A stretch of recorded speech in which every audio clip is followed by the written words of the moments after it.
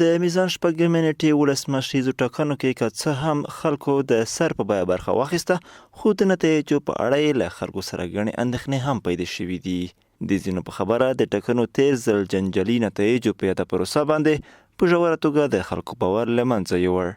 د امنیتي ګواښونو سربیره یو لامل دا هم و چې دا ځل په ډیری ولایتونو کې د خلکو ونډه کمرنګه وه. دا ځل انتخابات په ډېر سختو حالاتو کې ترسره شول. خلکو ډېر قربانۍ ورکړلې، خلکو حتی خپل هغه د سر خطر ومنلو.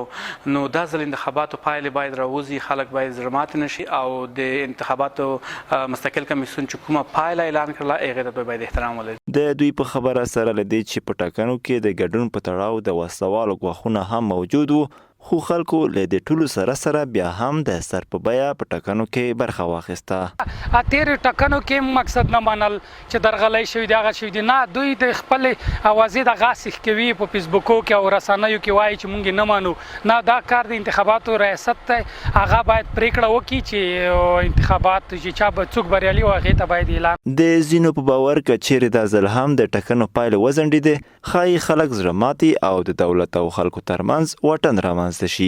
ملت تنګېږي، هغوی خپل زور و ځواک نه استفاده کوي. چې کله ملت تنګ شي، بالاخره ګډوډي هم رامنځته کېږي. که چېرې دواړه سره همغږي سو، دا شیان له منځه ځي، یو بل ته غېږ ورکوي، یو بل سره همکاري کوي، یو بل ته لاس ورکوي او حکومت مخ وړاندې ځي. بل لوری پر ځینو رسنیو هم د دې غږ کېږي چې په بېطرفه توګه داسې څه چمتو کړي چې ملي ګټې خوندي وساتي، نه داسې چې د یوه مشخص توري په ګټه خپرونه وکړي او بې ځایه تبلیغات خپاره کړي.